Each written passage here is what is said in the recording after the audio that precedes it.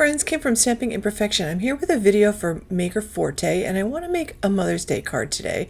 I'm going to use this Celebrate All Mothers stamp set, the Whimsical Stripes stencil, and the Calming Cosmos stamp set. So I want to actually create a watercolor card because my mom actually really likes watercolor cards, and she really likes the alcohol marker colored cards. So I thought today I would do some watercoloring, and I'm just going to keep it simple. I'm actually going to create two cards for you today. I want to do one where I actually do some quick and easy watercoloring, and then the other one is what I consider a nice cheat way to do watercolor quickly and easily. So I'm taking the largest image from that Calming Cosmos stamp set, and this is from the Alex Siberia Designs collection at Maker Forte, and I'm going to heat set this in white. I used that wonderful Color Hive clear embossing ink and some white embossing powder I have in my stash. So I'll go ahead and heat set that, and I'm also going to make a mask. So I'm pulling out my Inkadinkadoo masking paper, and I quite like this paper. I'm going to go ahead and just stamp this in the Color Hive Eclipse black ink. Now this, I can use this on the mask because the mask isn't going to get wet. I can't use that for my watercoloring. So that is a dye-based black ink, and you cannot watercolor with it. It is perfect for Copic coloring, but you want to make sure you don't attempt to watercolor with it because it will react with water. So I'm going to fussy cut out this mask with my nice little Tim Holtz paper scissors, and then I'm just going to go ahead and start using some Distress Oxides to watercolor in my image. So you can see I took ripe persimmon and I smushed it onto my silicone pad, and now I'm just dropping some water into the petals, and I'm doing one petal at a time, and I'm trying not to do petals next to each other because that way the water won't run from one petal to another. So I'll alternate petals and then do the ones in between these as these dry. So I'm just basically adding water. I'm doing a wet on wet technique where I add a little bit of water to the petal, and then I drop in some of the wet ink and let the water do most of the work. And I'm not putting a ton of water in because I am using watercolor paper. This is actually Strathmore watercolor paper, and it's an inexpensive paper, and it's my favorite paper actually. It works really well. So now you can see the floral starting to take shape. There's a little bud below, so I'll just fill that in, and I'm trying to put a light coat of this ripe persimmon on the whole, all the petals, so that the petals are all covered with this light color.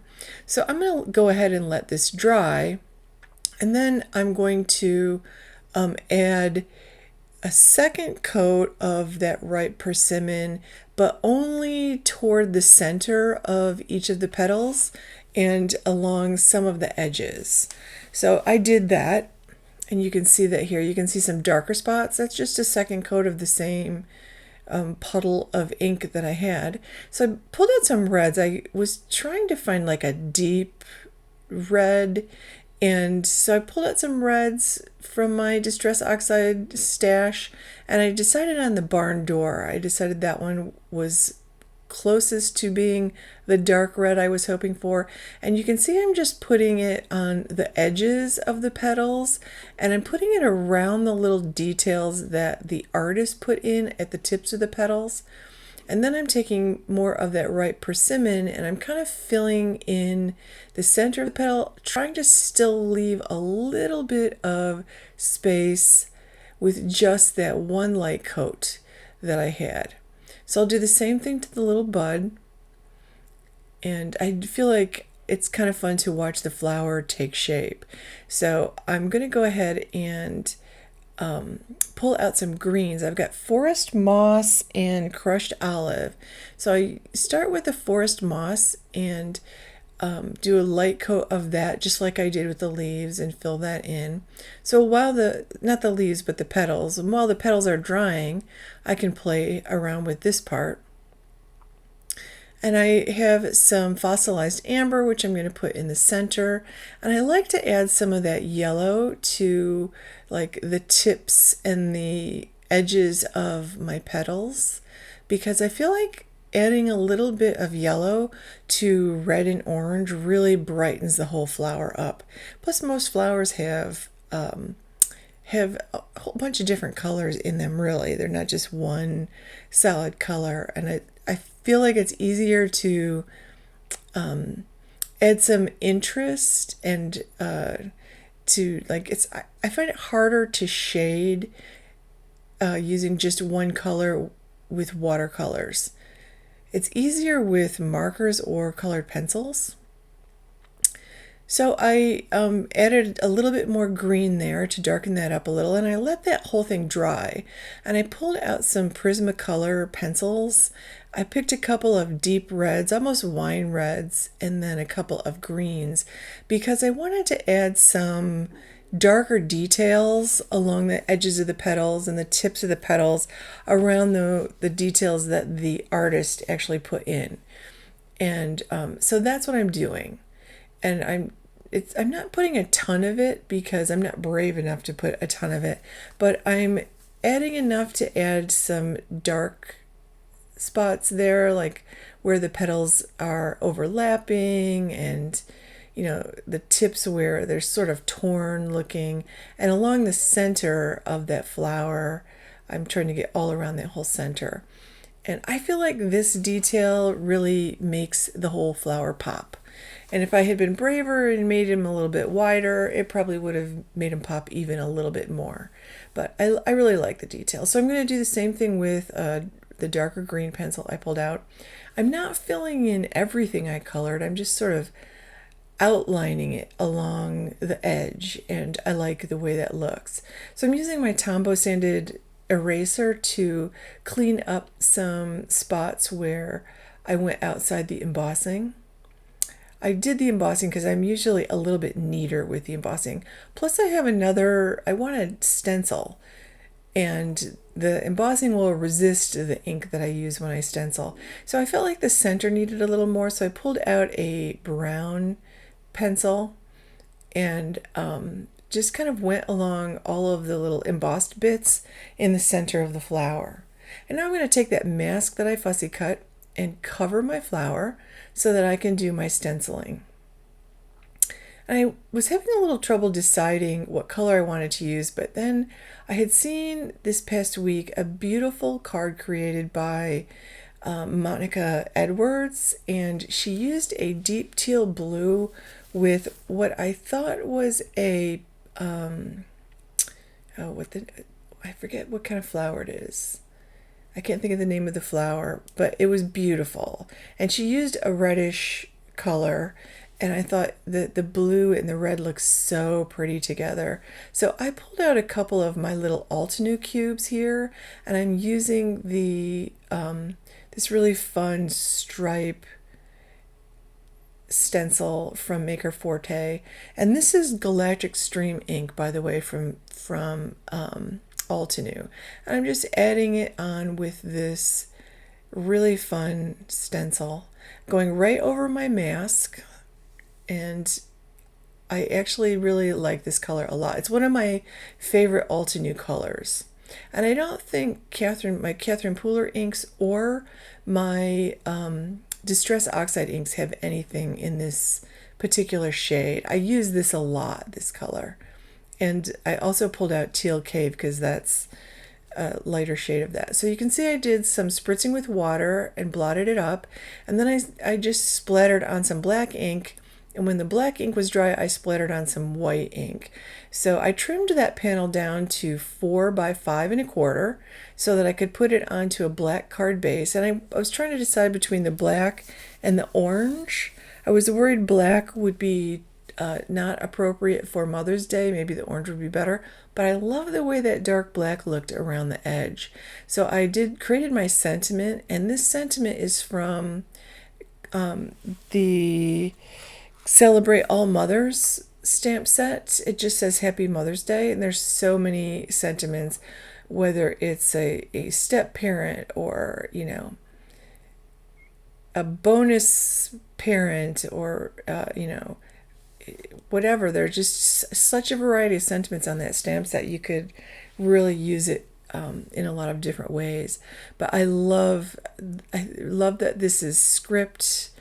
This Happy Mother's Day, I really like this.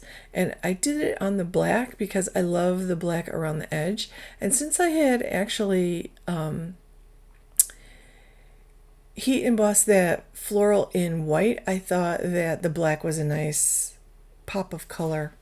So I'm adding everything with my double-sided adhesive here, and that's going to complete that card. Now let me show you another quick way that you can create a watercolor card. So Maker Forte has these stamp sets. This is called Easy Watercolor, and I'm just pulling out this is a 4 1/4 by 5 1/2 piece of white cardstock. And this is the Easy Watercolor stamp set that I have. I just spritzed it with the Primetime Stamp Conditioner and timing it for a minute. Then I'm blotting it up.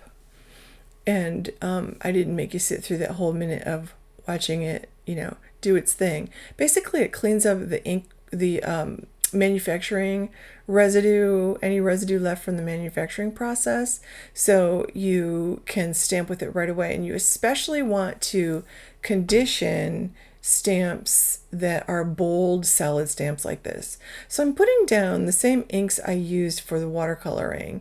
I used the Fossilized Amber, the Ripe Persimmon, and the Barn Door.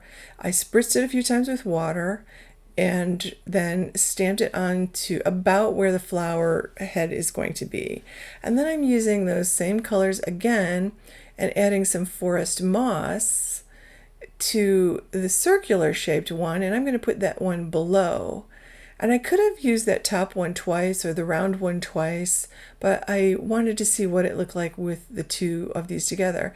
And then I let that dry, and then I just stamped that same floral image I used before in my color Hive Remarkable Eclipse black ink, and I pulled off one of the sentiments from the Calming Cosmos stamp set, and I am just stamping that in that same black ink. I love this black ink. It's wonderful. And I love that, to someone who makes others so happy. This could go to anyone, not just a mother. It's a beautiful sentiment. And I cut that down to 4 by 5 1/4, and I'm adding it to my card base. And the card base is 4 1/4 by 11. I scored and folded it at 5 1/2. So I'm going to get a nice orange around the edge. I do want to add some black splatter, which dried instantly. So I was able to instantly add on some white splatter. I will put that aside because the white takes a little bit to dry.